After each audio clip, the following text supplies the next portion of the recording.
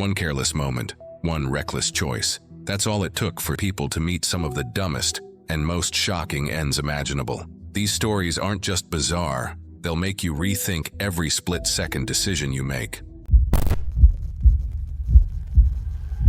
It was August 12, 2015, when Tyler Brooks decided to turn his annual Phoenix pool party into a deadly spectacle that would haunt everyone present. The 26-year-old insurance salesman had been building his reputation as the neighborhood daredevil, each summer pushing the boundaries further to earn gasps and cheers from his guests. What started as simple diving tricks had evolved into increasingly reckless stunts that made even his closest friends uncomfortable. By noon that scorching Arizona day, Tyler was already several drinks deep, his judgment clouded by alcohol and an insatiable need for attention.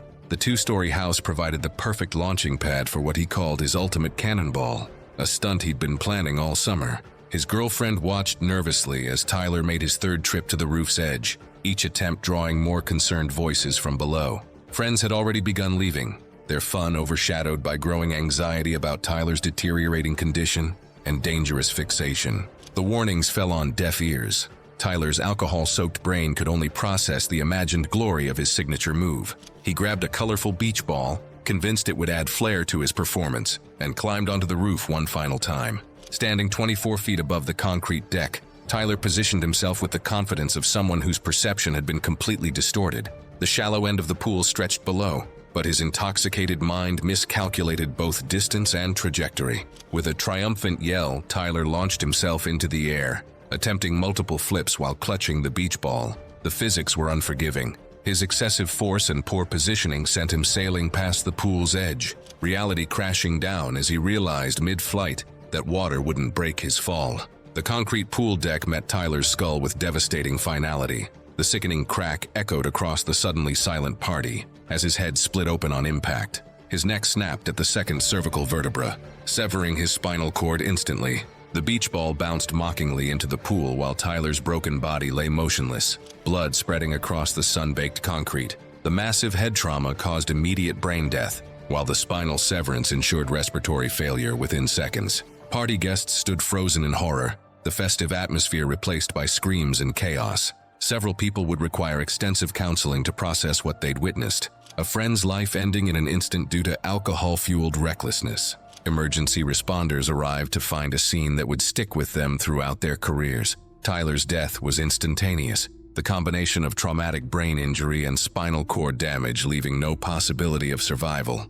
The aftermath rippled through the Phoenix community and beyond. Insurance companies began implementing stricter policies regarding pool parties and alcohol consumption at private residences. Tyler's death became a cautionary tale used in safety presentations across Arizona. His girlfriend, who had threatened to leave if he attempted the stunt, was left to grapple with survivor's guilt and the knowledge that her final words to Tyler had been spoken in anger. The friends who stayed to witness the tragedy struggled with questions about whether they could have done more to prevent it. The pool that had been the centerpiece of so many happy gatherings became a constant reminder of how quickly celebration can turn to catastrophe. Tyler's parents eventually sold the house, unable to bear the sight of where their son's need for attention had cost him everything. What began as another summer party in suburban Phoenix ended with a young man's life cut short by a toxic combination of alcohol, ego, and poor judgment. Tyler Brooks had finally achieved the attention he craved, but at the ultimate price, becoming a permanent reminder that some stunts aren't worth the applause.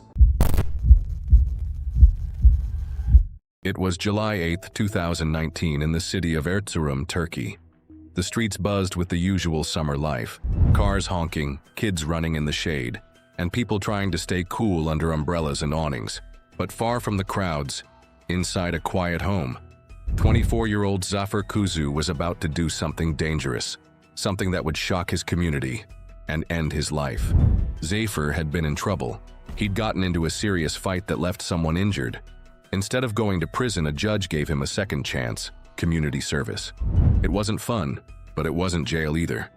All he had to do was help out the city for a while, maybe clean streets, paint walls, or assist at local buildings. But Zafer didn't want to do any of that. He felt like it was too embarrassing, too tiring. He wanted out. Then an idea popped into his head. A bad idea. What if he could fake an accident? What if he could get hurt, just enough to be sent to the hospital, and skipped the punishment completely. To Zafir, this seemed clever, but what came next would be anything but smart. He called up two of his friends, Arda, who was just 18, and Mello, a little older. These were kids who trusted Zafir, who probably didn't realize how serious things were about to get. Zafir told them his plan. He wanted to get shot, not with a toy, with a real shotgun. Arda and Mello were shocked. "You're kidding, right?" they probably asked. But Zafir was serious. He believed that if he could survive the blast, it would land him in the hospital, and he'd get out of community service. To protect himself, he strapped two big, puffy pillows to his back. They were regular household pillows, the kind you sleep on at night. He thought they'd cushion the blow. It wasn't armor. It wasn't tested. But Zafir had already made up his mind. They set it up in a quiet room, maybe in someone's home or backyard. No ambulance waiting, no doctor on call. Just three young men about to do something horribly wrong. Zafir stood with his back turned. He told Arda to aim carefully. Arda gripped the shotgun with shaky hands. His heart was probably racing. He took a breath, then pulled the trigger. The sound was deafening. The blast shook the room. Shotguns don't fire one single bullet. They fire dozens of tiny metal balls called pellets. And at close range, those pellets hit with full force, spreading out fast and wide. Zafir's pillows. They didn't stand a chance. The blast tore through the fabric, through the feathers, and straight into Zafir's back.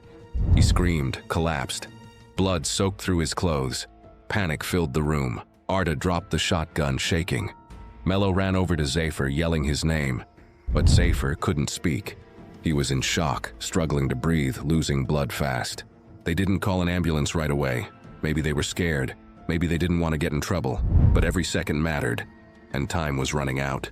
By the time help was finally called, it was too late. Zafir had already died. When emergency services arrived, the scene was chaotic. Zafir's lifeless body was on the ground. The shotgun was seized. Police arrested Arda on the spot. Mello was taken in for questioning. Zafir's body was sent to a forensic lab in Istanbul for a full autopsy. His wounds told the full story. Close-range blast, no protection, and zero chance of survival. News spread quickly. A young man had lost his life in the most senseless way, trying to get out of community service. People were shocked, confused, and heartbroken. How could someone believe this was a good idea? Authorities later confirmed that the plan had no chance of working. The court never would have excused someone for a self-inflicted injury. Zafir's entire plan had been built on a lie, and it cost him everything. Now, instead of completing a simple punishment, Zafir was gone. Arda faced legal consequences for pulling the trigger. Mello's life was also changed forever. 3 lives, 1 reckless decision. But the story of Zafir Kuzu isn't the only case where a split-second decision turned into a life-altering tragedy. It was April 2014 in St. Petersburg, Russia. The night air was crisp and cold, the kind that makes your breath visible in small clouds. Most people were tucked away in their homes, but 17-year-old Zhenya Ignatieva saw the darkness as an opportunity. An amateur photographer with dreams bigger than her experience, Zhenya had recently purchased a new camera with money from her summer job. Tonight, she was hunting for the perfect shot, one that would capture not just an image, but the thrill of danger itself. The railway bridge in the Krasnogvardaysky district stood like a steel giant against the night sky. Rising 30 feet above the concrete below, it was exactly the kind of dramatic setting Zhenya was looking for. She imagined the train tracks fading into darkness, creating a striking image that would impress her friends and followers. What she didn't realize was that this search for the perfect photo would cost her everything. Zhenya wasn't alone that night. Her friend Oksana Zhanova, also 17, had come along, though she didn't share Zhenya's passion for risky photography. While Zhenya began climbing the towering structure, Oksana stayed firmly on the ground, watching with a mixture of admiration and concern as her friend ascended higher and higher. She was always looking for the most dramatic shots, Zhenya's grandmother Olga would later tell reporters, her voice breaking with grief. She thought the bridge would make the perfect backdrop. This wasn't Zhenya's first dangerous climb. Like many thrill-seekers her age, she was part of a growing trend where young people scaled tall structures, rooftops, cranes, bridges, to capture breathtaking photos. The danger didn't scare her, it only made the experience more exciting, the resulting images more impressive. When Xenia reached the top of the bridge, she carefully positioned herself, trying to capture the perfect angle. The city lights twinkled in the distance as she balanced precariously on the metal structure. But as she moved to take the selfie, something went terribly wrong. Whether it was a sudden gust of wind, a misstep, or simply the perilous position she was in, Xenia lost her balance. In that heart-stopping moment, she realized she was falling. Instinctively, she reached out to grab something, anything, to stop her descent. Her hand caught a cable, but what should have been her salvation became her doom. The cable was live, carrying 1,500 volts of electricity through its metal core. The shock was immediate and devastating. The electricity surged through Xenia's body, causing her muscles to seize and her grip to loosen. She fell 30 feet to the concrete below, the impact fatal. But the electric shock may have already caused severe damage before she even hit the ground. Oksana, still at the bottom of the bridge, witnessed the entire horrific incident. She watched helplessly as her friend fell, then ran to Xenia's side, but it was too late. When emergency services arrived, alerted by a call about kids on the bridge, they found Oksana frozen in grief beside her friend's body. The police investigation revealed the tragic sequence of events. Xenia had died pursuing what psychologist Martin Voigt would later describe as the perfect shot, a phenomenon increasingly common in the age of social media, where young people take greater and greater risks to capture attention-grabbing images. She died doing what she loved, her grandmother said, finding little comfort in the thought. But she was so young, she had her whole life ahead of her. Xenia's death made headlines across Russia and beyond, becoming a cautionary tale about the dangers of extreme photography. Her story serves as a grim reminder of how quickly a moment of adventure can turn deadly, how the pursuit of the perfect selfie can lead to the ultimate sacrifice. In the end, Xenia Ignatieva's passion for photography, once a source of joy and creativity, led to her tragic and untimely death, another victim of the deadly selfie game. It was August 2014. A chef named Peng Fon, who worked in Guangdong province in China, tragically died in an unusual way. Peng was preparing a dish that included the meat of an Indo-Chinese spitting cobra, a snake known for its deadly venom. This dish is considered a delicacy in some parts of Asia. That day, Peng had already severed the snake's head and was busy preparing the rest of its body to cook a soup. The snake's head was set aside as Peng focused on his work. About 20 minutes later, Peng went to throw the snake's head into the trash, thinking it was no longer dangerous, but to his shock, the severed head suddenly bit his hand, injecting him with venom. The venom of the Indo-Chinese spitting cobra is extremely powerful. It contains neurotoxins that attack the nervous system, causing paralysis and eventually stopping the victim from breathing. In Peng's case, the venom started affecting him almost immediately. He had no time to react or get help before his respiratory system began to shut down. The diners in the restaurant were enjoying their meals, unaware of what was happening in the kitchen, but then they heard loud screams and a lot of noise coming from the back. Restaurant guest Lin Sun, who was there celebrating his wife's birthday, later described the chaos. "We were eating when suddenly there was a lot of noise. We didn't know what was going on but could hear people screaming from the kitchen." Realizing something was terribly wrong, the restaurant staff called for a doctor. Unfortunately, by the time medical help arrived, it was too late. Peng Fon had already died from the venom. The speed at which the venom worked left little time for anyone to save him, and without anti-venom, there was nothing that could be done. A police spokesman described the event as a highly unusual case, explaining that once the venom took hold, there was no chance of saving Peng's life. Only the anti-venom could have helped, but it wasn't given in time. It was just a tragic accident. Experts later explained how this could happen. Yang Hongchang, a snake expert with 40 years of experience, said that reptiles, including snakes, can still move for a short time after their body parts are removed, or even after they are decapitated. When a snake's head is cut off, it's technically dead because its basic body functions stop, but reflexes can still happen, he said. This means that even after being killed, the snake's head can still bite and inject venom, which is exactly what happened to Peng. The Indo-Chinese spitting cobra, the type of snake Peng was handling,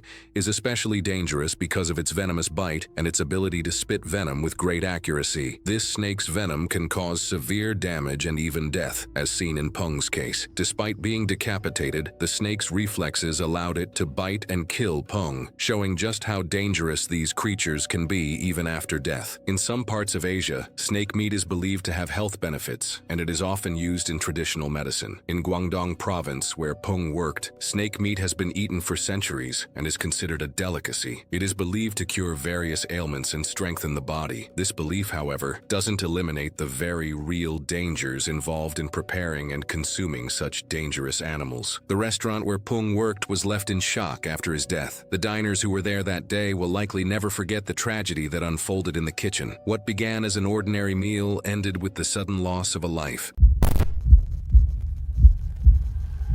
It was a quiet Saturday evening on December 6, 2009. In the small town of Konotop, Ukraine, Vladimir Likonos, a 25-year-old chemistry student, sat at his computer in his home while his parents were nearby, enjoying a peaceful evening. From a young age, Vladimir had been fascinated by science, particularly math, physics, and chemistry. His passion led him to study at a regional branch of the Kiev Polytechnic Institute, one of Ukraine's most prestigious technical universities. Vladimir had a peculiar habit. He liked to chew gum with a twist. He would regularly dip his gum in citric acid to enhance and prolong its flavor. It was something he did so often that it had become second nature to him. His friends and classmates knew him as a quiet, level-headed young man who spent most of his free time experimenting with various chemicals and even making homemade firecrackers. That fateful night, as Vladimir sat at his computer, he reached for what he thought was his usual citric acid to dip his gum into. However, on his table were two containers, one with citric acid and another containing an explosive powder he had been working with for his studies. In the dim light, or perhaps out of habit, Vladimir made a devastating mistake. He dipped his gum into the wrong container. Suddenly, a deafening explosion shattered the evening silence. The sound was so loud it echoed throughout the house. Vladimir's mother, hearing the blast, rushed to her son's room. What she found was a scene of horror. Vladimir lying on the floor, his face bloodied and disfigured. The explosion had blown off his entire jaw and most of the lower part of his face. When police arrived, they found approximately 3.5 ounces, 100 grams, of the explosive powder on Vladimir's work table. The substance looked remarkably similar to citric acid, but was actually an unidentified explosive compound. The scene was so disturbing that even seasoned police officers were shaken. Police spokeswoman Elvira Biganova later stated that it was an accident anyone could have made. A bomb squad was called to the scene, but the powder was deemed too volatile to move and had to be neutralized on site. Emergency services tried desperately to save Vladimir, but his injuries were too severe. He was pronounced dead at the scene. The investigation revealed that the explosive powder was approximately 4 times more powerful than TNT. Vladimir had unknowingly created a bomb in his own mouth. Local experts would later confirm that the substance he had mistakenly used was indeed a highly volatile explosive, far more dangerous than anyone could have anticipated. Vladimir's death sent shockwaves through the quiet town of Konotop. His friends remembered him as a brilliant student who was deeply passionate about his studies. He had just finished his semester exams and was home for the holidays. Irina Lisovskaya, deputy dean of the chemical engineering faculty, responded to the report saying, "He got an A in chemistry, but his grades in other subjects were average." Yes, Vladimir was not a poor student, but they don't teach how to make bombs at KPI. Vladimir Likonos' death serves as a stark reminder of how even the most mundane habits can turn deadly when combined with dangerous substances. His story, while shocking, highlights the importance of proper chemical safety and the devastating consequences that can occur from a single moment of confusion. Today, he rests in the Alexandrova Cemetery in Sumy, Ukraine, his grave marked by a single photograph, a reminder of a young man whose promising life was cut tragically short by one fatal mistake. It was May 5, 2020, when 22-year-old Ruben "Rubes" Taylor made his final attempt at internet fame in an abandoned cement factory in Detroit, Michigan. Rubes and his crew had built a modest following, creating extreme dare videos, each stunt more outrageous than the last. Their channel specialized in dangerous challenges that pushed the boundaries of common sense, attracting viewers who craved increasingly reckless content. Their latest brainstorm seemed simple enough: fill an old bathtub with wet cement and challenge each other to bathe like living statues. The abandoned factory provided the perfect backdrop of industrial decay they craved for their aesthetic, with crumbling walls and rusted machinery, creating an apocalyptic atmosphere. What they lacked was any semblance of planning or safety consideration. No exit strategy, no safety measures, no understanding of how quickly cement sets once mixed with water. Rubes volunteered to go first, boasting about being invincible and mildly cement-proof, whatever that meant. His friends had tried talking him out of more dangerous stunts before, but Rubes always insisted he knew what he was doing and that danger was just part of the game.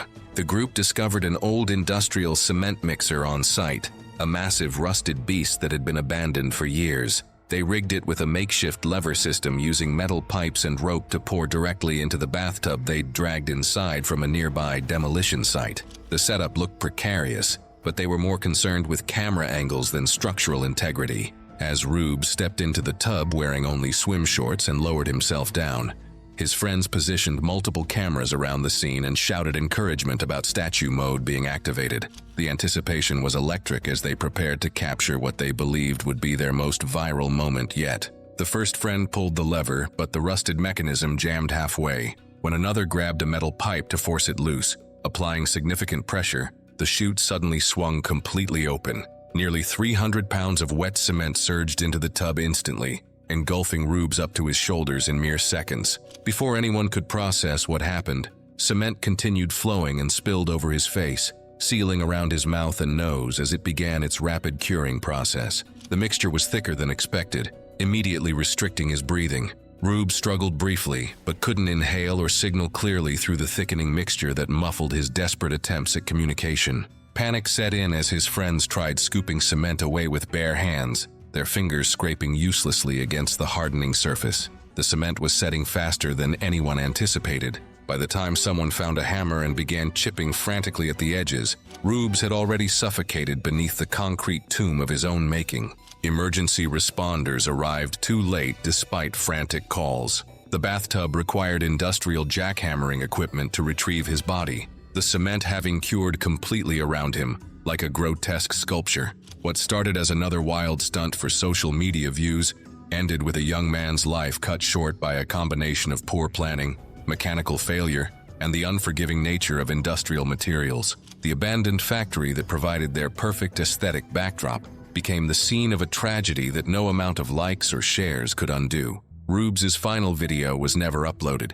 but the story spread anyway as a cautionary tale about the deadly pursuit of viral fame. His friends were left traumatized, forever haunted by the sound of cement hardening and their inability to save him from his own reckless ambition.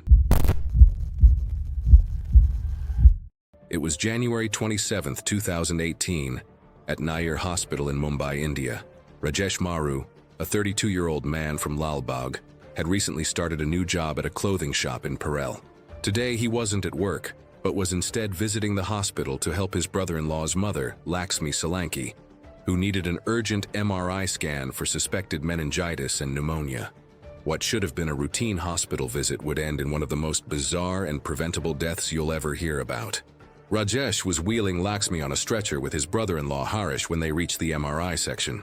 Anyone who's ever had an MRI knows the strict rules. No metal objects allowed. These machines use powerful magnets, thousands of times stronger than your refrigerator magnet, that can turn even small metal items into deadly projectiles.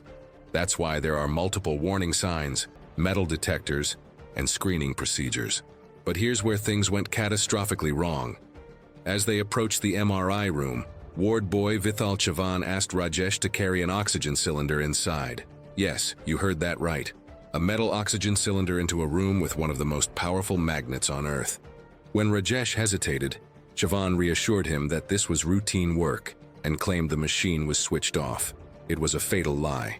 The moment Rajesh stepped into the room with the cylinder, the MRI machine's powerful magnet activated like a giant invisible hand, yanking the metal cylinder with incredible force. Rajesh, still holding onto the cylinder, was violently pulled along with it. The force was so strong that his hand became trapped between the cylinder and the machine. Police would later explain how the magnetic waves sucked in the cylinder, dragging Maru along with it due to his proximity to the trolley. In the chaos that followed, the cylinder's flow meter broke, causing liquid oxygen to leak directly onto Rajesh's face. His brother-in-law and the ward boy desperately tried to free him, but the magnetic pull was too powerful. During the struggle, Rajesh's left index finger was severed. By the time they managed to pull him away from the machine, Rajesh had inhaled a fatal amount of liquid oxygen. He was rushed to the trauma center, but it was too late. By the time they reached the emergency ward, he was already dead. What makes this death so mind-bogglingly stupid is that it was entirely preventable. The MRI room had multiple warning signs about magnetic fields, prohibited items, and restricted entry. The ward boy, who should have known better, gave dangerously incorrect information. The doctor on duty failed to supervise properly, and the metal door to the MRI room, which should have been closed, was wide open.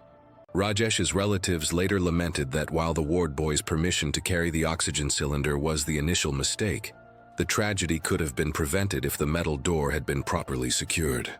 In the aftermath, 3 people were arrested: Dr. Saurabh Lanjakar, ward boy Vithal Chavan, and attendant Sunita Survey, all charged with causing death by negligence.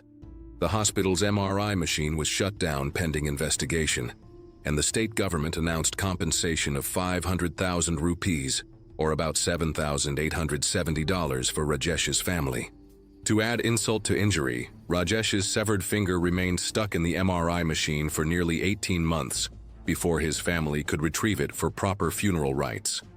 Rajesh Maru's death stands as a stark reminder of how quickly things can go wrong when basic safety protocols are ignored. A perfect storm of negligence, misinformation, and physics that led to one of the dumbest and most preventable deaths in medical history. It was October 31st, 2024. Diwali night brought light and laughter to Bengaluru, India. Amidst the celebrations, however, one group of friends witnessed a tragic turn of events, an example of the dangers that could arise from reckless decisions. In the middle of the festivities was 32-year-old Shabarish, a construction worker known for his friendly nature. After a long day at work, he eagerly joined his friends to celebrate. Shabarish, who led a modest life, valued his time with loved ones. That night, encouraged by the energy of the festival and a few drinks, his friends presented him with a daring challenge. They offered him a new auto rickshaw if he would sit on a box of lit fireworks and let them explode beneath him. For Shabarish, who owned very little, this was a tempting offer. At around 9:30 in the evening, Shabarish accepted the dare, likely not fully aware of the risks. CCTV footage captured the event as the fireworks went off beneath him, leading to a powerful explosion that knocked him to the ground. His friends, stunned by what had happened, rushed him to Victoria Hospital, hoping he could recover. However, his injuries were severe, with extensive burns across his lower body. Shabarish fought for his life in the hospital over the next couple of days. His mother, Vijaya, first heard about the incident through one of Shabarish's friends, who vaguely mentioned he'd been hurt while handling fireworks. At the time, she had no idea about the real cause of his injuries as she watched her son suffer. On November 2nd, Shabarish succumbed to his injuries. The severe burns had taken an irreversible toll. As his family made arrangements for his funeral, they finally learned the truth of what had happened. CCTV footage revealed the role his friends played in pushing him toward the dare, and Vijaya was devastated to learn they had misled her initially, making her believe it was an accidental injury. Authorities quickly put together the details of the night. Deputy Commissioner of Police Lokesh Jagalasar reported that 6 friends who had encouraged Shabarish to perform the dangerous stunt were arrested and charged with culpable homicide. The tragic events resulted from a mix of alcohol, poor judgment, and peer pressure. What began as a daring challenge with the promise of an auto rickshaw ended in a tragic loss, deeply impacting Shabarish's family. The incident was captured on a CCTV camera installed at one of the buildings, Vijaya told a local newspaper. I was shocked to see the footage and realized that the youths had lied to me. According to Vijaya, Shabarish had gone to work as a construction worker and returned home for the Diwali celebration. I wish he had stayed away for a few more days, lamented the mother. At least, he would have still been alive. Shabarish's story is one among many, as accidents involving fireworks frequently spike during Diwali in India. Although the season brings joy for many, it often leads to unfortunate incidents, sometimes with fatal outcomes. Shabarish's family now faces the painful aftermath of his loss. Vijaya initially trusted the young men who were with her son that night, believing their story about an accidental injury. Now she wishes her son had avoided the Diwali festivities altogether. This tragic dare turned a night of celebration into a heartbreaking event, showing how easily festivities festivities can spiral into disaster when poor decisions are made under the influence of alcohol. For Shabarish, the promise of a new auto rickshaw and the possibility of a better life clouded his judgment, leading him to a fatal choice. It was 2010 in Sydney, Australia. Sam Ballard, a 19-year-old rugby player with a promising future ahead of him, was hanging out at his friend Jimmy Galvin's house. The group of friends were having what they called a red wine appreciation night, trying to act mature as they sipped their drinks on the patio. But one simple dare would transform this ordinary evening into the beginning of a tragic 8-year nightmare. As the friends chatted and drank, a garden slug crawled across the concrete patio. Someone at the gathering posed what seemed like a harmless question. Should I eat it? Before anyone could really think it through, Sam, young and fearless, picked up the slug and swallowed it. The friends laughed it off, and the night continued as normal. None of them could have imagined that this split-second decision would lead to devastating consequences. A few days later, Sam started feeling strange. He complained of severe pain in his legs, followed by bouts of vomiting and dizziness. His mother, Katie Ballard, initially worried that he might have multiple sclerosis, a condition that had affected his father. But when Sam mentioned eating the slug, she dismissed it, saying, No one gets sick from that. She couldn't have been more wrong. The truth was far worse than anyone could have anticipated. The slug Sam had eaten was carrying rat lungworm, a parasitic worm that typically lives in rodents, but can infect slugs and snails when they eat rat droppings. When humans become infected, the parasite can cause a severe form of meningitis called eosinophilic meningoencephalitis. In Sam's case, the infection was catastrophic. The parasites had made their way to Sam's brain and spinal cord, triggering a devastating inflammatory response. His condition deteriorated rapidly, and he fell into a coma that would last for 420 days. More than a year of his young life lost to darkness. When he finally woke up, the damage was severe and irreversible. The once athletic rugby player was now a quadriplegic, unable to eat without a feeding tube or move without intense effort. Sam required round-the-clock care 7 days a week. His mother, Katie, watched as her son, who she had always thought of as invincible, struggled with the most basic functions. He couldn't regulate his body temperature, suffered from seizures, and needed help with everything from eating to using the bathroom. The National Disability Insurance Scheme initially supported Sam with a $492,000 care package, but this was later slashed to just $135,000, though public outcry helped restore the funding.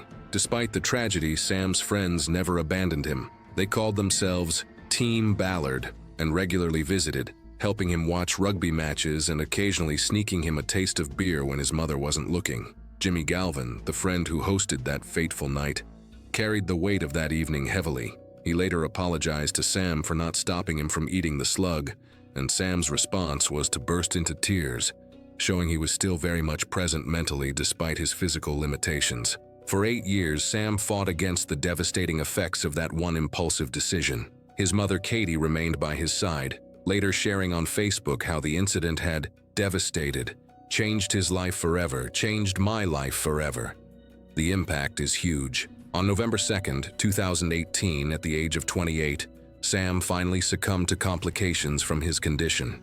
His last words to his mother were, "I love you." Sam died at Hornsby Hospital, not far from where he grew up, surrounded by 20 of his closest friends and family members. His friend Jimmy later said the room was full of love during Sam's final moments. The young man who had once been full of life and promise had spent his final 8 years as a cautionary tale about how a seemingly harmless dare can have devastating consequences. Today, Sam Ballard's story serves as a sobering reminder of how a single moment of thoughtless bravado can change everything. While most people who contract the parasite recover without incident, Sam's case shows how devastating the consequences can be when things go wrong. His story continues to be shared as a warning to others that some dares aren't worth taking, no matter how harmless they might seem at the time. It was July 4th, 2022, when Preston Doyle's quest for viral fame turned into a deadly spectacle in Mobile, Alabama. The 21-year-old college dropout had built a reputation around his backyard stunts and minor viral clips. The previous 4th of July, he'd taped 20 sparklers to his jacket and sprinted around a cul-de-sac, earning neighborhood applause and social media likes. Those fleeting moments of attention planted a dangerous seed in his mind. Preston spent months planning what he called the Human Sparkler 2.0. He constructed a full-body jumpsuit by duct taping over 100 firecrackers and small aerial shells to a cotton hoodie and jeans. No flame-retardant materials were considered. No safety protocols existed. Just raw ambition and a friend armed with a blowtorch to light the ignition fuse. Friends warned him about the risks, but Preston dismissed their concerns. He was convinced this stunt would finally give him the breakthrough he desperately craved. The plan seemed foolproof in his mind. Run down the street as fireworks launched from his body in a spectacular display that would break the internet. At 9:03 p.m., 15 cheering onlookers gathered as Preston prepared for his grand finale. The summer air was thick with anticipation and the smell of barbecue smoke from nearby celebrations. Preston struck a pose, grinning confidently as his friend approached with the blowtorch. The ignition fuse sparked to life. The first few firecrackers popped in sequence as intended, drawing cheers from the crowd. But the aerial shells on his back had other plans. They ignited prematurely and simultaneously, creating a backdraft that instantly engulfed the upper half of his suit in flames. The cotton fabric caught fire immediately, melting and adhering to his skin within seconds. Preston's confident grin vanished as he stumbled and collapsed, his screams piercing the night air. Chaos erupted as other fireworks began launching erratically in all directions, striking parked cars, igniting shrubbery, and sending the crowd scrambling for cover. Friends who tried to help were forced to retreat as firecrackers ricocheted off the pavement, exploding around them in a deadly light show. For nearly 90 seconds, no one could reach Preston through the ongoing barrage of sparks, smoke, and popping blasts. The very spectacle he'd created to entertain had become his prison. By the time someone managed to get close with a garden hose, Preston was no longer moving, his body severely burned beyond recognition. He was airlifted to a burn trauma center, but the damage was too extensive. Preston succumbed to his injuries 48 hours later, his dreams of viral fame extinguished, along with his life. The tragedy serves as a stark reminder that the pursuit of online attention can lead down increasingly dangerous paths. What started as harmless sparklers escalated into a lethal fireworks suit, proving that sometimes the price of going viral is far too high to pay. It was November 4th, 2012, a day like any other at the Pittsburgh Zoo and PPG Aquarium. The animals were out, visitors were enjoying the sights, and 2-year-old Maddox Lamar Durkosh was there with his parents, Jason and Elizabeth. They were having a great time, exploring the zoo and soaking in the sights. But little did they know, this trip would end in a way none of them could ever have imagined. Maddox, just a toddler, was full of excitement. His eyes lit up at the sight of the African-painted dogs in their enclosure. The zoo had a special viewing platform for these dogs, raised about 4 feet off the ground. Visitors could look down into the enclosure, getting a great view of the animals. But this platform, designed to offer a closer look, was also risky, especially for small children. Elizabeth, wanting Maddox to see the dogs better, lifted him onto the platform's railing. It seemed like a harmless move. After all, many parents had done the same thing before. They held their kids up to get a better look at the animals. But there were warning signs. Signs that urged caution and reminded people of the dangers. But in the excitement of the moment, Elizabeth didn't think twice. Suddenly, Maddox lost his balance. In an instant, he slipped from her grasp. Time seemed to freeze as he fell. He tumbled 14 feet, missing the safety net below, the one meant to catch small objects, not a child. And just like that, Maddox landed right in the middle of the African-painted dog exhibit. The world seemed to slow down, but the horror was only just beginning.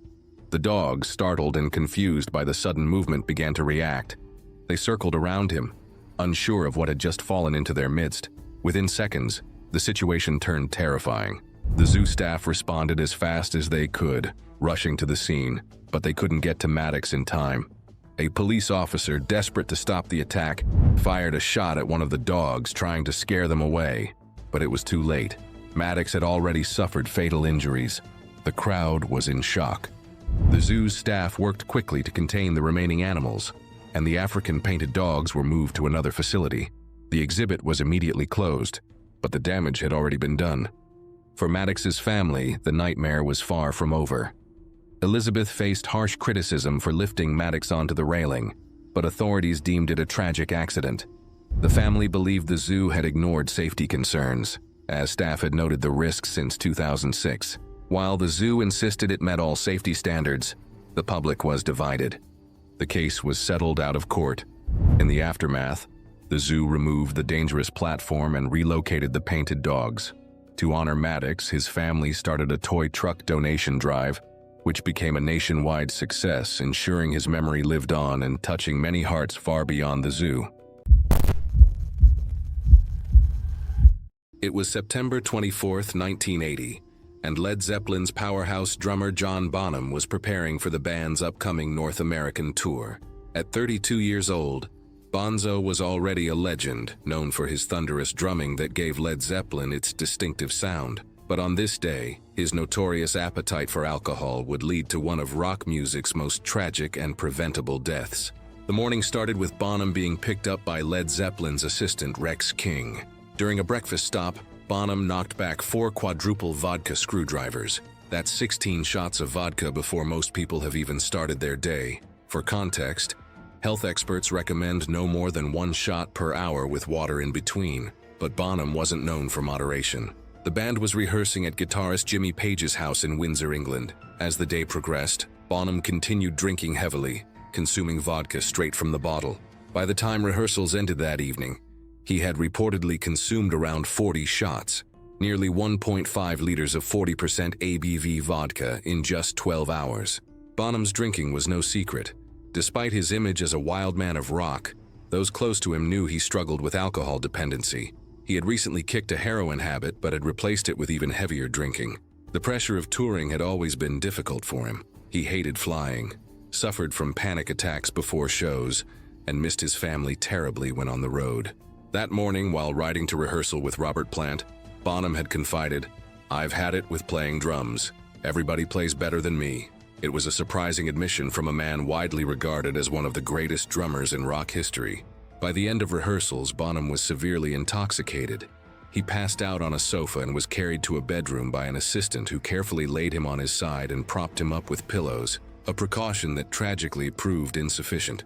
The next morning, Led Zeppelin's road manager Benji Lefebvre and bassist John Paul Jones went to check on Bonham.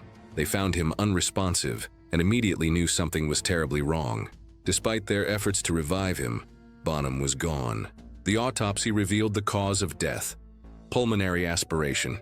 In simple terms, Bonham had vomited in his sleep and choked on it. His body had begun rejecting the massive amount of alcohol, but in his unconscious state, he couldn't turn over or clear his airway. It was a slow, silent death that might have been prevented had someone stayed with him throughout the night. What makes Bonham's death particularly senseless is how avoidable it was. His bandmates were well aware of his drinking problem. Earlier that year, during a European tour, he had shown signs of fatigue and had been taken ill during a show in Nuremberg. The warning signs were there, but the rock and roll lifestyle normalized such excessive behavior. In the aftermath, Led Zeppelin made the decision not to continue without their drummer. On December 4, 1980, they announced their disbandment, stating that they couldn't go on without Bonham.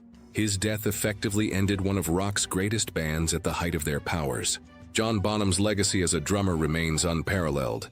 His thunderous beats on tracks like When the Levee Breaks and Kashmir continue to influence drummers today. But his death serves as a stark reminder of alcohol's dangers and the rock culture that often glorifies excess. In the end, the man who once told Robert Plant he was the greatest drummer in the world died not from some dramatic rock and roll incident, but from the simple, stupid act of drinking far too much and being left alone to sleep it off. A dumb, tragic end for a legendary musician. It was March 18, 2018, in Tempe, Arizona. The evening was clear as 49-year-old Elaine Hertzberg crossed a 4-lane road with her bicycle. At 9:58 p.m., the unthinkable happened. An Uber test vehicle operating independently in autonomous mode struck Elaine at 39 miles per hour. She died from the impact immediately. Countless and lengthy investigations were carried out to understand what went wrong. The U.S. National Transportation Safety Board, together with local police, searched for details of the the crash that occurred on that fateful evening. All their findings pointed to human error as the primary cause. Rafaela Vasquez was in the driver's seat and was supposed to watch the vehicle as a human safety driver. However, investigations later revealed that Vasquez was not paying full attention to the road at the time of the accident. Dashcam footage released by the police showed Vasquez looking down for several seconds while the car was traveling at 39 miles per hour. She had been streaming an episode of the television show, The Voice. Despite this, Vasquez pleaded not guilty to any charges related to the accident and was released to await trial. Further complicating the situation, records from the streaming service Hulu indicated that Vasquez's device had been streaming that particular show at the time of the crash. Additionally, the autonomous vehicle itself had shortcomings. Its automatic systems failed to recognize Elaine and her bicycle as a potential threat that could lead to a collision, a critical malfunction in a technology designed to prevent such incidents. Adding to the concerns, just days before the accident, an employee had already raised issues with the vehicle's safety to the company's leaders. The employee expressed worries that the vehicles were frequently involved in accidents and questioned whether the operators, like Vasquez, were adequately trained to handle these advanced systems. These warnings, however, did not lead to any immediate action, and sadly, the fatal crash occurred, raising serious questions about the overall safety and reliability of autonomous vehicles. The police report issued in June 2018 concluded that the fatal collision could have been entirely avoidable if Vasquez had been monitoring the road. This incident sparked discussions about the safety protocols for autonomous vehicles and the crucial role that human operators play in ensuring these technologies do not pose a risk to public safety. After the incident, the state of Arizona took decisive action by suspending Uber's ability to test self-driving cars on its public roads. This move reflected growing concerns about the safety of autonomous vehicles. In response to the suspension and ongoing safety concerns, Uber ended all its autonomous vehicle tests in Arizona. However, Uber later managed to regain permission to conduct these tests in California, starting earlier in 2020, signaling a cautious continuation of their development of this technology. In July 2023, Rafaela Vasquez pleaded guilty to endangerment. This plea was a key moment in history, as it was the first time a crash involving a fully autonomous car resulted in a criminal conviction. Rafaela initially told police that she hadn't seen Elaine before the crash, claiming that Elaine came out of nowhere on a dark street in Tempe. Initially charged with negligent homicide, Rafaela eventually reached a plea agreement with prosecutors. The judge overseeing the case accepted Rafaela's plea and sentenced her to 3 years of supervised probation. Elaine Hertzberg's death marked a turning point in the development of autonomous vehicles, forcing companies to reconsider their safety protocols and the public to question the readiness of this technology for our roads. It was January 14, 2013 in Cantonment, Florida. James Campbell, a 68-year-old Vietnam veteran, had lived in the area for most of his life. He was well known and well liked, a loyal friend and family man with a simple life.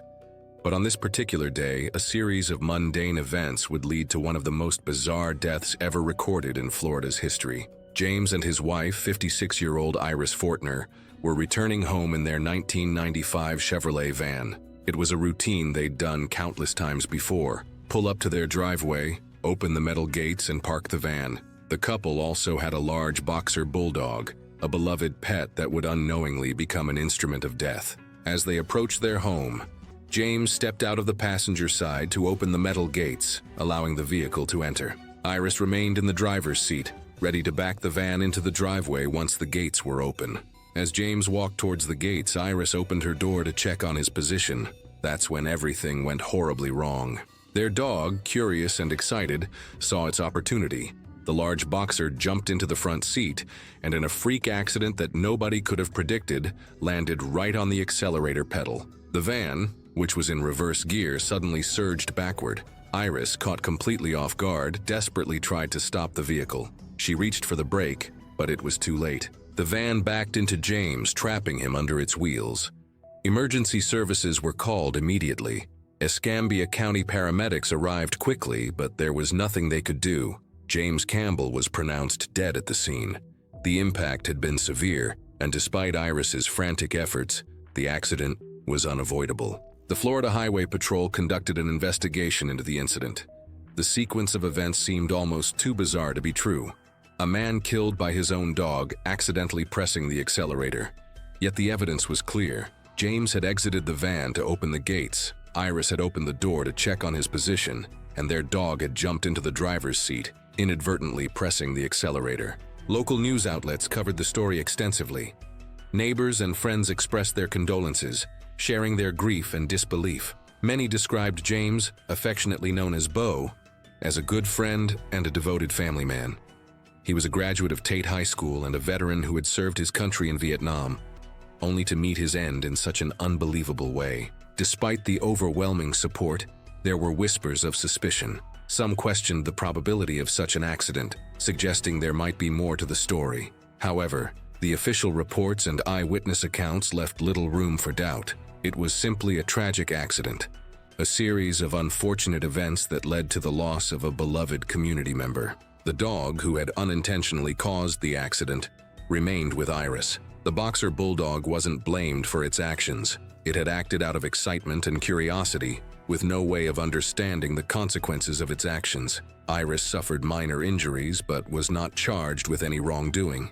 She was left to cope with the loss of her husband in what must be one of the most bizarre accidents in Florida's history. Today, James Campbell's death serves as a reminder of how unpredictable life can be. In a matter of seconds, a routine activity, a beloved pet, and a simple check on someone's position combine to create a perfect storm of tragedy. It's the kind of death that makes you realize sometimes the most dangerous moments aren't the ones we prepare for. They're the ordinary ones we never see coming. It was November 8, 2019, when Kevin Martinez's obsession with bathroom efficiency turned his Portland apartment into a death trap. The 31-year-old freelance writer had always been different. While his neighbors called maintenance for simple fixes, Kevin preferred elaborate DIY solutions that often created bigger problems. His bathroom had become a testament to this philosophy. A maze of extension cords snaking across wet tiles, power strips balanced precariously on the sink edge, and a tablet suspended from the ceiling by a complex rigging system he'd fashioned from coat hangers and dental floss. For months, Kevin had ignored the steady drip from his bathroom ceiling, despite the obvious electrical hazard it created. His landlord had been trying to schedule repairs, but Kevin refused all maintenance visits, convinced he could solve everything himself. The leak had grown worse, creating a perpetual puddle near his makeshift charging station where he powered multiple devices during his extended bathroom sessions. Kevin had been constipated for 3 days, and his solution was typically overcomplicated. He'd positioned his tablet at the perfect angle for reading, arranged a cup of coffee within arm's reach on the sink, and even installed a small fan to improve air circulation. The bathroom resembled a bizarre command center more than a place for basic human needs. That Friday morning, everything went wrong simultaneously. While adjusting his tablet's position for better lighting, Kevin's elbow caught the coffee cup. The hot liquid cascaded directly onto the power strip below, sending sparks flying across the small space. The electrical surge ignited a roll of toilet paper hanging directly above the outlet. Kevin shot up in panic, but his sudden movement tangled him in the web of cords suspending his tablet. As he struggled to free himself, the burning toilet paper dropped onto his synthetic bathrobe. The cheap material caught fire instantly, flames racing up the fabric toward his chest and arms. Desperate to reach the shower, Kevin lunged forward but caught his foot in a loop of extension cord. He crashed headfirst into the toilet bowl with a sickening crack. The impact knocked him unconscious immediately, leaving him helpless as flames consumed his upper body. The fire spread quickly through the cord-filled bathroom. By the time firefighters arrived, Kevin was beyond saving. The first responders stood bewildered at the scene, trying to piece together how someone could create such a dangerous setup in such a small space. The investigation revealed Kevin's elaborate bathroom contraption in all its deadly detail. His landlord faced immediate lawsuits when other tenants discovered similar electrical violations throughout the building, a pattern of deferred maintenance that had created hazardous conditions in multiple units. Neighbors later revealed Kevin's history of bizarre modifications throughout his apartment. He'd rigged his kitchen faucet with a pulley system and installed motion sensors in his bedroom closet. His need to overcomplicate simple tasks had become legendary in the building. Kevin Martinez died because he couldn't accept that sometimes the simplest solution is asking for help. His determination to solve every problem himself transformed a basic bathroom into a fire hazard that claimed his life in the most preventable way imaginable. It was January 7, 2014 in Xinjiang City, China.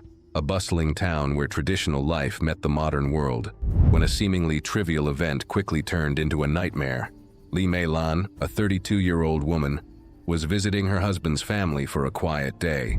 She had just used an open-pit toilet, a common sight in rural parts of China, where a simple structure with a hole in the ground was used for waste disposal. As she rose from the toilet, her brand new phone, a shiny, expensive device worth 2,000 yuan, roughly $320, slipped from her hand and fell straight into the deep pit below, disappearing into the muck. Now, for most people, this would have been nothing more than a minor inconvenience. It was just a phone after all. But for Meilan, it was a catastrophe. The phone wasn't just an expensive item. It was a symbol of her hard work and her connection to the world beyond the village. There was no way she could let it go. Without a second thought, she called her husband for help, her voice filled with urgency and desperation. Her husband, knowing how much this phone meant to her, didn't hesitate. He rushed over, thinking that retrieving the phone would be an easy task. But as he jumped into the pit, something went terribly wrong. The pit, a deep, dark hole filled with the remnants of human waste, also held something far more dangerous: toxic fumes. A mixture of gases, invisible but deadly, filled the air. As soon as he landed, the fumes overwhelmed him, and he collapsed, losing consciousness almost immediately. His body, vulnerable and unprepared, succumbed to the toxic air. Li Meilan, helpless and panicked, could only stand there for a brief moment, staring in horror at her husband. But what she didn't know was that the fumes, while invisible to the naked eye, were lethal. The toxic air, which had caused her husband to collapse, would soon claim others. Her mother-in-law, seeing her son fall into unconsciousness, screamed and rushed to his aid, but the pit offered no mercy. She too jumped in, desperate to save him. Just like her son, she was overcome by the gases and fell unconscious, crumpling to the ground beside him. Meilan, standing on the edge of the pit, could only watch as the situation spiraled out of control. Her mind raced, her heart pounding in her chest. What could she do? Who could she call for help? But time was running out. The more she thought, the more she realized that if she didn't act, it would be too late. Driven by love and fear, she made the decision to climb into the pit. The moment her feet touched the ground, the thick, suffocating fumes hit her hard. She didn't have time to scream, didn't have time to call out for help. The gases filled her lungs, and in mere seconds, she too collapsed, unconscious and vulnerable. Now the entire family was trapped. The father-in-law, standing helplessly by the side, could only watch in horror. His family members, once full of life, were now lying unconscious in the filthy pit. He could feel his heart racing as he tried to figure out a way to save them. But what could he do? How could he rescue them from the pit of death? In a final, desperate act of love and fear, he jumped in as well. But just like the others, he was overpowered by the toxic gases and fell unconscious, adding to the growing list of victims in the pit. Time seemed to slow down. As the toxic fumes swirled around the pit, everyone who had jumped in was now lying unconscious in the muck. But outside, the neighbors were beginning to hear the commotion. The sound of people yelling, shouting for help must have reached their ears. Quickly, they gathered together, not knowing the full scope of the danger, but understanding that something was very wrong. Without wasting a moment, they ran to the pit, determined to help. But even as they tried to rescue the family, they weren't safe. The toxic air had no mercy, and it soon began to affect the rescuers. One neighbor, despite his best efforts, collapsed, fainting from the overwhelming fumes. Panic set in as they realized that this was far more dangerous than they had initially thought. The neighbors, however, didn't give up. They lowered ropes into the pit, one by one, carefully pulling each family member to safety. It felt like hours, but finally the entire family and the two neighbors were pulled out of the pit. But by that time, the damage was done. Meilan's husband and mother-in-law had died from the exposure. Their bodies had simply been overwhelmed by the toxic fumes in such a short amount of time. Meilan, her father-in-law, and the two neighbors were alive, but barely. They were rushed to the hospital, all of them in critical condition.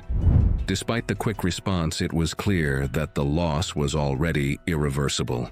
Authorities quickly arrived, investigating the situation and trying to piece together what had happened.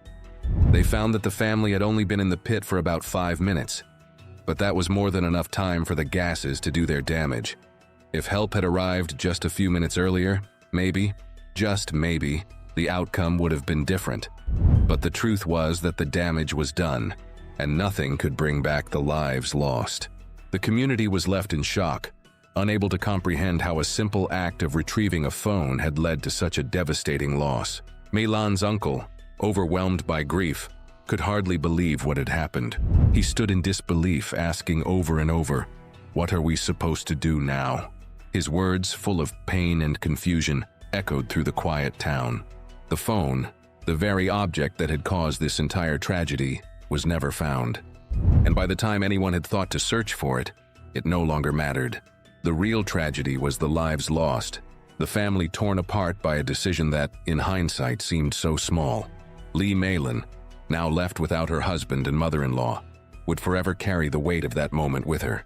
But sometimes, even the strongest bonds between people are shattered by something darker than we could ever imagine.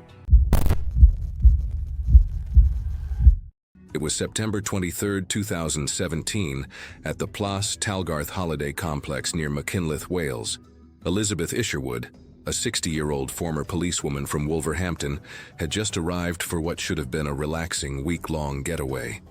Known as Mary to her friends and family, she was visiting the timeshare one final time before the family sold their share. Little did she know that this vacation would end in one of the most horrifying and bizarre deaths imaginable. Elizabeth was fit and active for her age. She played golf regularly, cared for her grandchildren, and worked part-time as a carer.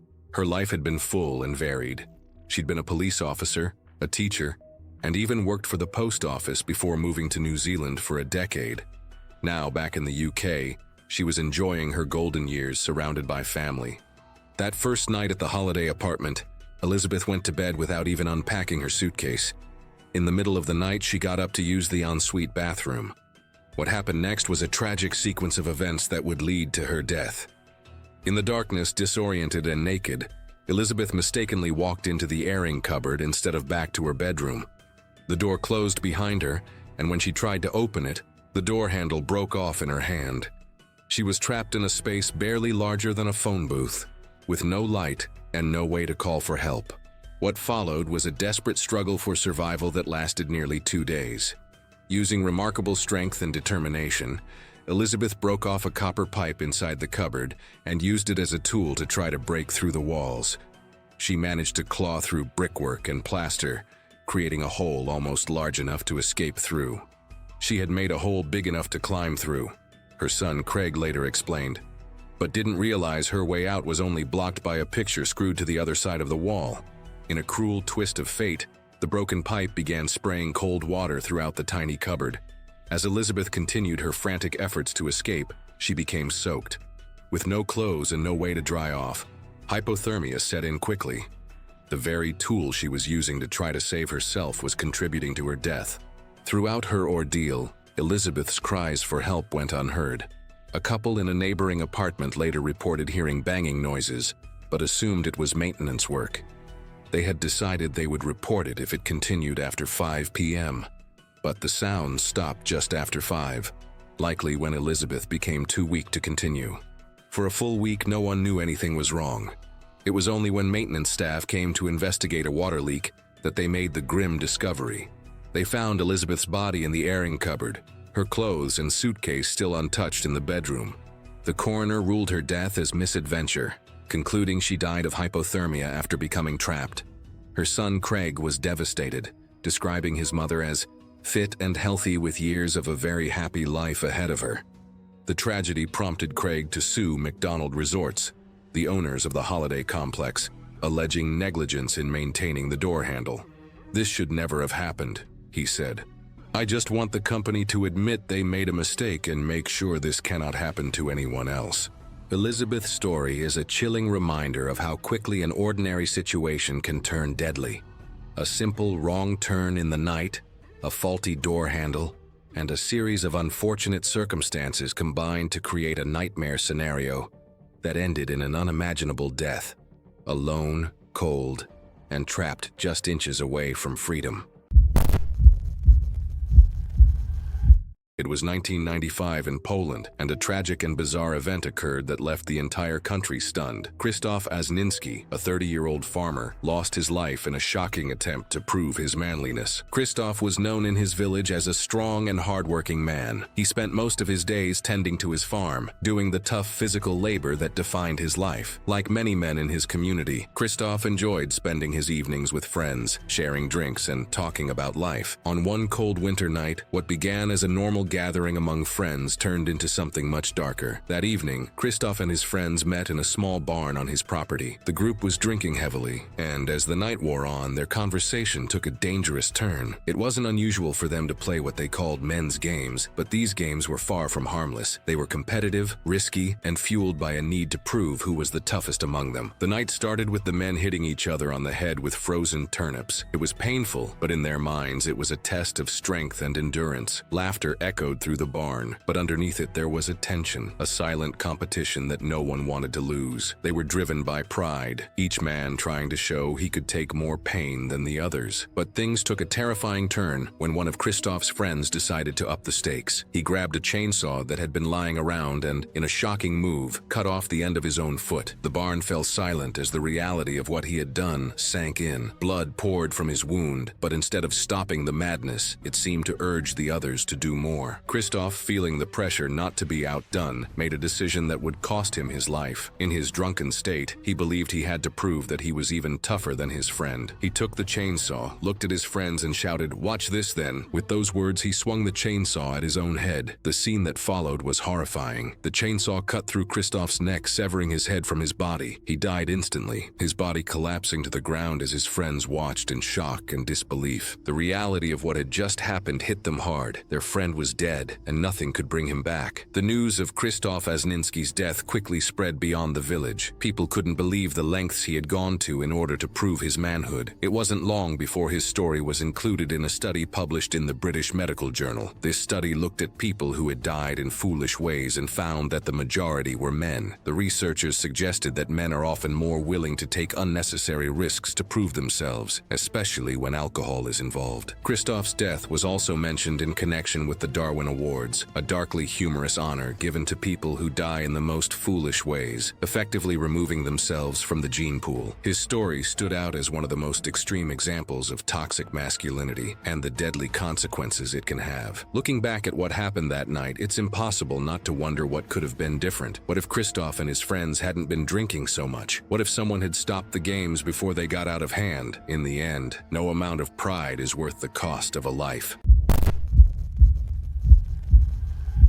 It was April 1988 at the Franklin County Sports Parachute Center in North Carolina. Ivan Lester McGuire, a 35-year-old expert skydiver with over 800 successful jumps under his belt, was gearing up for what should have been another routine day of filming student jumpers. As a skilled parachutist and videographer, he'd done this countless times before, carrying his camera equipment to capture the thrilling moments of first-time skydivers. His reputation in the skydiving community was stellar. He was known for his attention to detail and his passion for capturing the perfect shot of newcomers experiencing their first taste of freefall. On this particular day, McGuire was preparing to film a student and an instructor from the center. He was tired from previous jumps but determined to get the perfect shot. As he boarded the plane with his video equipment, something was terribly wrong, something that wouldn't become apparent until it was far too late. The plane climbed to an altitude of 10,500 feet. McGuire, focused on getting his camera equipment ready, went through his usual pre-jump routine. The student and instructor were ready, and when the moment came, they all jumped from the aircraft. The cool air rushed past them as they began their free fall, with McGuire filming the entire descent. But as they approached the moment when parachutes should be deployed, something horrifying dawned on McGuire. The camera attached to his helmet captured what would become his final moments. In a chilling revelation, he reached for his ripcord only to realize there was nothing there. In his focus on the filming equipment, he had forgotten to put on his parachute. The voice-activated camera recorded his last desperate moments.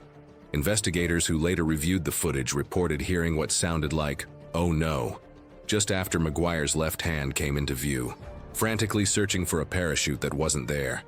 The camera continued recording as the ground approached at 150 miles per hour, capturing McGuire's final descent. The Federal Aviation Administration launched an investigation into the incident, particularly focusing on whether pilot Mark Luman had checked if McGuire was wearing a parachute before takeoff. FAA Inspector Walter Rigsby pointed to Regulation Number 105, which clearly stated that no one may jump unless the pilot checks their parachute. But somehow, on this day, an experienced skydiver had boarded a plane without the most crucial piece of equipment. Investigators believe that McGuire's fatal mistake might have been due to fatigue or his preoccupation with the video equipment. The weight of his camera gear, similar to that of a packed parachute, might have fooled him into thinking he was properly equipped. Nancy Fayard, the wife of the parachute center's owner, later stated, "No one was aware that he got on the plane without a parachute. Of course, no one knew or they would have stopped him." The investigation ruled out suicide, concluding this was simply a tragic accident, a momentary lapse in judgment that cost McGuire his life. His body was found about 1.5 miles from the airfield he had taken off from, a grim reminder of how even the most experienced professionals can make fatal mistakes. McGuire's death sent shockwaves through the skydiving community. Here was a man who had completed hundreds of successful jumps, who knew every safety protocol by heart, yet had somehow forgotten the most basic and essential piece of equipment. It was a stark reminder that no matter how routine something becomes, one moment of distraction can have devastating consequences. The incident led to significant changes in pre-jump protocols across the country. Many skydiving centers implemented mandatory equipment checklists and buddy systems where jumpers would cross-check each other's gear before boarding. The tragedy also sparked discussions about the dangers of complacency in high-risk activities and the importance of maintaining focus regardless of experience level. Today, Ivan McGuire's story serves as a sobering lesson in skydiving schools across the country. His death led to stricter pre-jump safety checks and a renewed emphasis on the importance of following basic safety protocols, no matter how experienced the jumper might be. In the end, McGuire's final jump became a tragic reminder that in skydiving, as in life, there are some mistakes you only get to make once.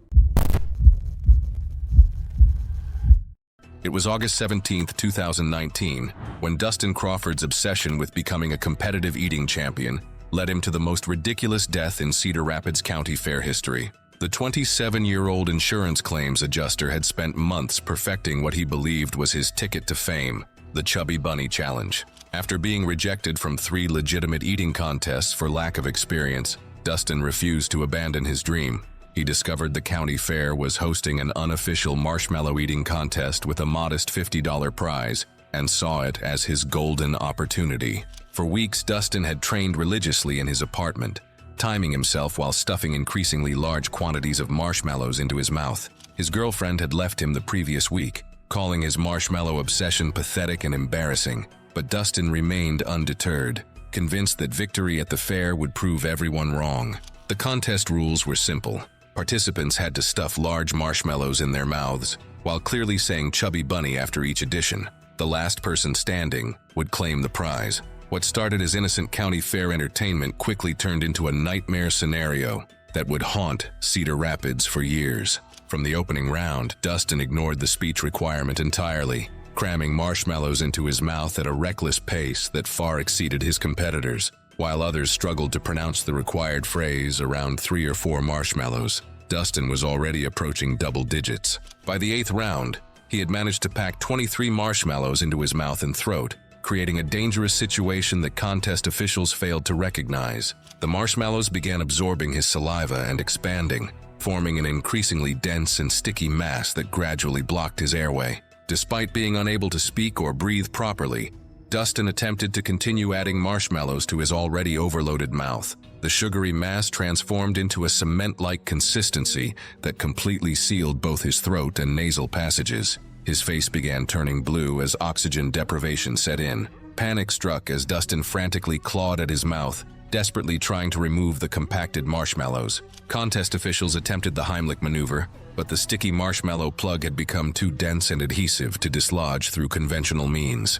Death occurred within minutes from complete airway obstruction. When paramedics arrived, they found the final marshmallow still clutched tightly in Dustin's hand, a tragic symbol of his misguided determination to achieve competitive eating glory at any cost. The aftermath proved equally absurd. Dustin's mother filed a lawsuit against the marshmallow manufacturer, claiming their product was too sticky for safe human consumption. The fair's insurance company refused to pay any settlement, stating that death by marshmallow wasn't covered under their standard policy terms. The Cedar Rapids County Fair discontinued all eating contests following the incident, and Dustin Crawford became an unfortunate cautionary tale about the dangers of pursuing fame through reckless food challenges.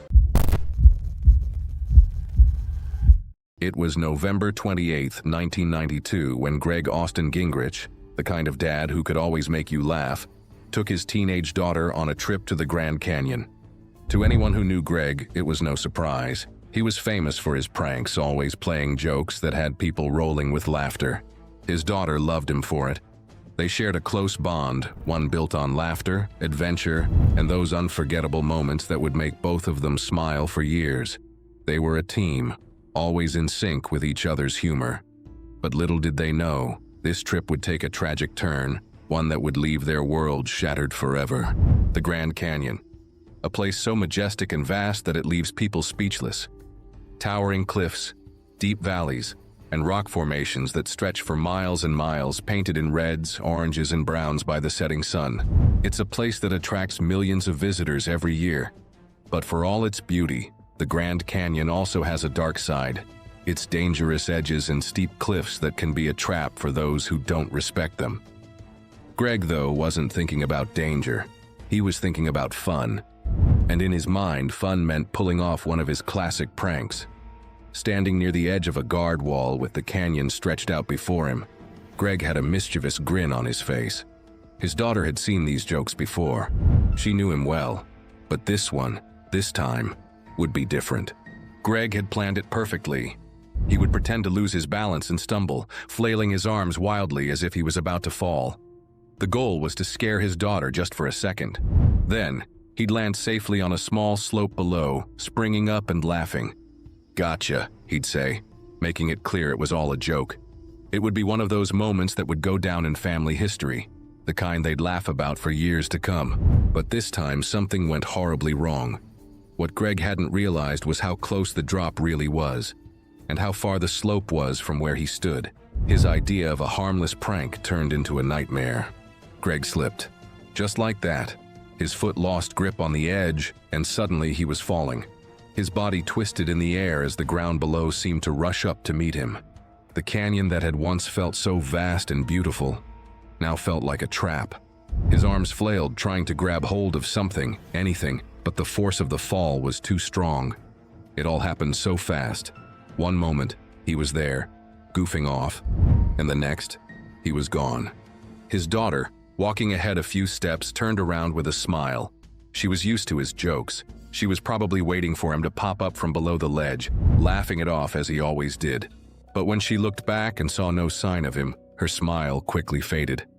"Dad," she called out, her voice trembling. She waited, thinking he was just messing around, but the seconds turned into minutes.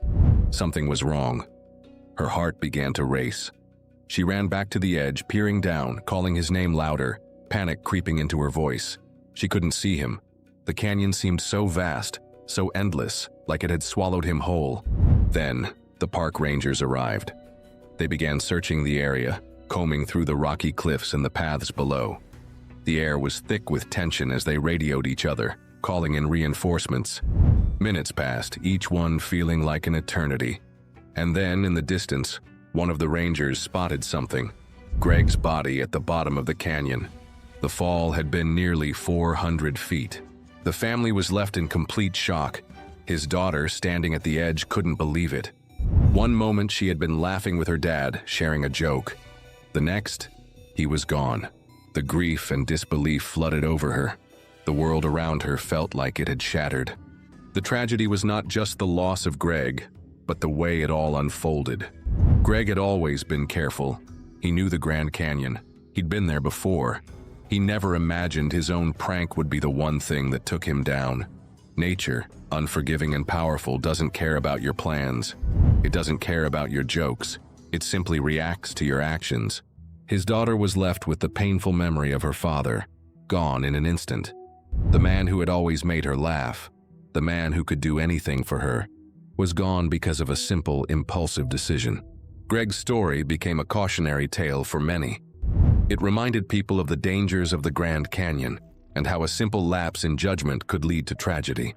It was a painful lesson learned too late, but one that would not be forgotten.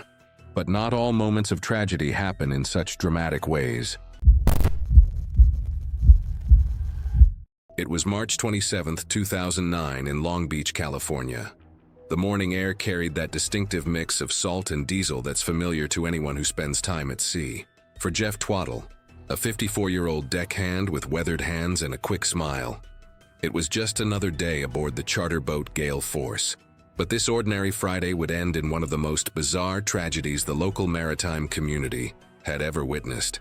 The Gale Force, a 55-foot vessel captained by Dan Salas, had been chartered by the Los Angeles Unified School District for an educational fishing trip. About 20 elementary school students boarded that morning, their excited voices filling the air as the boat pulled away from Rainbow Harbor.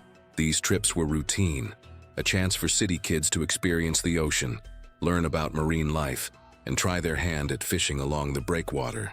Jeff had been working on charter boats for years. With his friendly demeanor and patient nature, he was particularly good with children.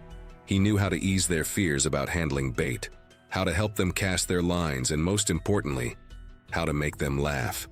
That ability to entertain was a valuable skill on a boat full of young students, some of whom had never been on the water before. As the morning progressed and the fishing began in earnest, Jeff moved about the deck, assisting students and keeping spirits high. The fish weren't biting particularly well that day, and some of the children were growing restless. That's when Jeff decided to perform a little trick, something he'd probably done before to amuse passengers.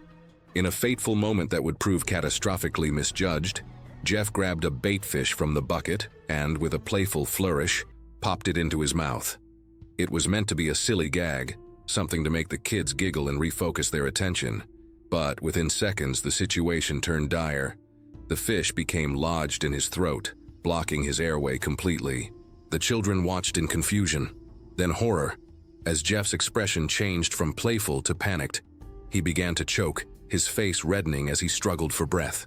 The other crew members quickly realized something was terribly wrong and rushed to his aid. Jeff collapsed on the deck as his colleagues desperately tried to dislodge the fish from his throat. It sounds like he was trying to be lighthearted and make the students laugh when he put the fish in his mouth. Long Beach Fire Department Battalion Chief Frank Hayes would later tell reporters, his voice somber as he recounted the tragedy. Despite frantic efforts to perform CPR, Jeff remained unresponsive. The boat made an emergency return to the harbor where paramedics were waiting, but by then, precious minutes had elapsed. Jeff was rushed to St. Mary Medical Center, but doctors couldn't save him.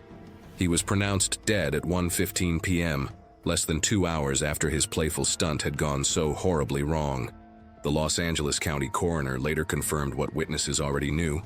Jeff had died from aspiration of fish, a cause of death so unusual that it made headlines across the country and even internationally.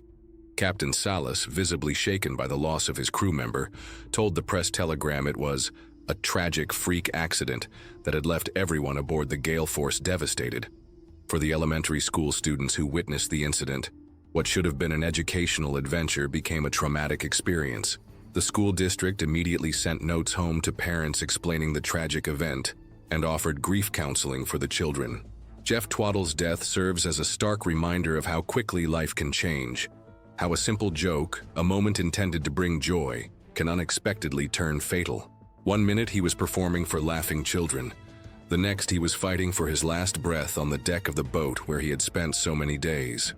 In the annals of bizarre and unexpected deaths, Jeff's story stands out not just for its unusual nature, but for the ordinary circumstances in which it occurred. A regular day on the water, a simple attempt to entertain, and a fatal outcome that no one could have possibly predicted. It was May 15, 2011, in Brisbane, Australia, and 20-year-old Acton Beale was returning home after a night out with friends. The internet craze of planking was sweeping social networking sites, and Acton, like many young people, had embraced the trend. Planking involved lying face down in unusual or risky places while someone took a photo to share online. The more dangerous the location, the more attention the photo would receive. That night, as Acton arrived at his apartment building, he decided to attempt a daring plank on the balcony railing of his 7th floor unit. The railing was only 2 inches wide, making it an extremely precarious perch. His friend watched as Acton positioned himself for the stunt. As he attempted to lie down on the narrow railing, Acton suddenly lost his balance. In a horrifying moment, he plummeted 7 stories to the ground below. The fall was devastating and immediate. Emergency services rushed to the scene, and paramedics worked desperately to revive him for 20 minutes, but their efforts were in vain. Acton was pronounced dead at the scene. Deputy Police Commissioner Ross Barnett later confirmed that Acton had been drinking before the accident, which likely impaired his judgment and balance. In some circumstances, planking can be fairly harmless, Barnett explained to reporters. But once you start taking it up 7 stories, or on top of a set of traffic lights, or on a set of railway lines, or on a bridge, it's putting a person in significant danger. The news of Acton's death spread quickly, shocking both the local community and the online world. Australian Prime Minister Julia Gillard even addressed the tragedy, urging people to consider safety first. Everybody likes a bit of fun, but focus has to be on keeping yourself safe first. On social media, reactions were mixed. Some expressed genuine sorrow for the loss of a young life, while others continued to post their own planking photos, seemingly undeterred by the risks. The Planking Australia Facebook page, which had about 55,000 followers before the incident, saw its membership surge to over 87,000 in the days following Acton's death. One Facebook user wrote in response to the tragedy, "One life has been lost because of this. Think of what could happen if it went wrong." But others seemed to view Acton's death as a challenge rather than a warning, with some users encouraging even more extreme planking stunts. The incident came just days after Queensland Police had charged a man for planking on a police car in Gladstone. At that time, they had issued their first warning about the dangers of the trend, particularly when performed in risky locations. Now their worst fears had been realized. Sam Weckert, the founder of the Planking Facebook group, issued a statement following Acton's death. "Planking was started as a fun and quirky pastime, and while we have no control over the actions of others, we'd like to encourage any members of the planking group and the general public to undertake this in a safe and responsible fashion." For Acton's family and friends, the tragedy was devastating. What had begun as a night out ended in an unimaginable loss. His death highlighted the dangerous influence of social media trends that encourage increasingly risky behavior for the sake of likes and attention. In the weeks that followed, authorities across Australia increased their warnings about dangerous planking, but the trend continued to spread globally. Acton Beale became known as the first victim of a social media craze that valued viral fame over personal safety. The legacy of Acton's death serves as a sobering reminder of how quickly a moment of thrill-seeking can turn fatal. As one police officer put it, "Ultimately, is it worth life in a wheelchair to take a funny photo to impress somebody you don't know on the internet?" It was September 28, 1567, in the picturesque town of Braunau am Inn, Austria. Hans Steininger was no ordinary man. He was the town's burgomaster, what we'd call a mayor today, and he had been elected to this position 6 times in a row. But what made Hans truly remarkable wasn't his political career, it was his beard. This wasn't just any beard. It was an extraordinary 4.5-foot-long masterpiece that had become his trademark. On a typical day, Hans would carefully roll up his massive beard and tuck it safely into his pocket before going about his business. He was well loved by the townspeople, known for his leadership and, of course, that magnificent facial hair that trailed behind him when unleashed. But on this particular evening, a series of events would unfold that would turn his pride and joy into an instrument of death. The trouble began when a fire broke out in the town. As the burgomaster, Hans felt duty-bound to help coordinate the emergency response. In his haste to assist his fellow townspeople, he made a fatal mistake. He forgot to roll up and secure his beard. As panic spread through the streets and smoke filled the air, Hans rushed to help, but fate had other plans. As he hurried down a flight of stairs, something went terribly wrong. His own foot landed on his trailing beard, and in an instant the pride of Braunau am Inn became his downfall. Literally, Hans tumbled down the stairs, and in the process his neck snapped. The man who had led the town through 6 terms as burgomaster was killed by his own facial hair. The town was shocked by the bizarre nature of their beloved leader's death. But Hans Steininger's story didn't end there. Before his burial, his famous beard was carefully cut off and preserved. It became a treasured artifact, passed down through generations of his family like some sort of peculiar heirloom. Can you imagine growing up and having your father hand you a 4-foot-long disembodied beard saying, "Son, this is yours now. Take good care of it"? Eventually, in 1919, someone in the family finally decided enough was enough and donated the beard to the town. Today, more than 450 years after Hans Steininger's death, you can still see his legendary beard on display at the District Museum Herzogsburg in Braunau. The town also honors his memory with a large stone relief carving on the site of St. Stephen's Church, showing Hans with his infamous beard flowing down past his feet. The story of Hans Steininger serves as a bizarre reminder of how the very thing that makes us famous can sometimes be our undoing. His death might seem almost comical today, but it's also a testament to how even the most mundane things, like forgetting to tuck away your beard, can have fatal consequences. In Braunau am Inn, they've chosen to celebrate this unusual piece of their history, even offering tours led by Steininger reenactors wearing flowing fake beards, though presumably they're careful on the stairs. Today, visitors to Braunau can still see both the stone relief of Hans and his preserved beard, reminders of the man who quite literally died for his facial hair. It's probably the only case in history where a beard turned from fashion statement to murder weapon, making Hans Steininger's death one of the most bizarre endings in human history.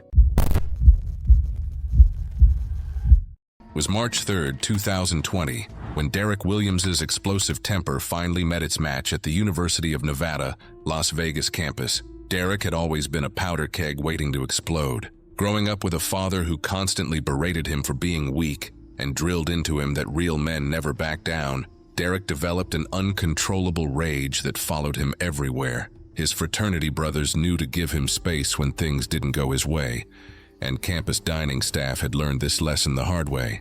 Derek was banned from 3 dining halls for his aggressive outbursts over the smallest inconveniences. That fateful night, Derek was down to his last $5, desperately needing food before a crucial exam. The vending machine outside the library seemed like his salvation, but it quickly became his nemesis. The machine swallowed his money on the first attempt, leaving him empty-handed and furious. His roommate offered to lend him cash, but Derek's pride wouldn't allow him to accept help. Real men solve their own problems. When the machine ate his money a second time, Derek's fist connected with the glass, creating spiderweb cracks across the surface. By the third theft, something inside Derek snapped completely. The 900-pound vending machine became the target of 12 minutes of pure, unhinged fury. Derek began violently shaking the massive machine, his muscles straining against its weight. When that failed to dislodge his snacks, he started ramming his shoulder into it repeatedly, each impact causing the machine to rock dangerously on its base. The rational part of his mind had completely shut down. There was only rage and the need to win this battle. Spotting a nearby bench, Derek climbed up to gain better leverage. From this elevated position, he grabbed the top of the machine and began pulling it toward himself with all his strength. The machine tilted at a precarious 30-degree angle, teetering on the edge of disaster. But Derek couldn't see past his anger to recognize the mortal danger he had created. Physics took over where Derek's judgment had failed. The massive machine reached its tipping point and began crashing forward. Derek tried to jump clear, but his foot caught on the bench, sending him tumbling backward just as 900 pounds of metal and machinery came crushing down. The impact was devastating. The machine's full weight landed squarely on Derek's chest, instantly shattering his rib cage. Multiple ribs punctured both lungs, causing immediate collapse and internal bleeding. His sternum exploded into fragments that tore into his heart. Within 4 minutes, Derek Williams was dead, crushed by his own uncontrollable rage and a vending machine that simply wouldn't give him his snacks. Security cameras captured every moment of Derek's final tantrum. When emergency responders arrived 8 minutes after a horrified student called 911, they found Derek's lifeless body pinned beneath the machine that had finally won their battle. The $5 that started it all lay scattered on the floor, worthless now that Derek would never need food again. In the end, Derek's father's lessons about never backing down had led his son to a fight he couldn't win against an opponent that felt no pain, showed no mercy, and weighed 900 pounds.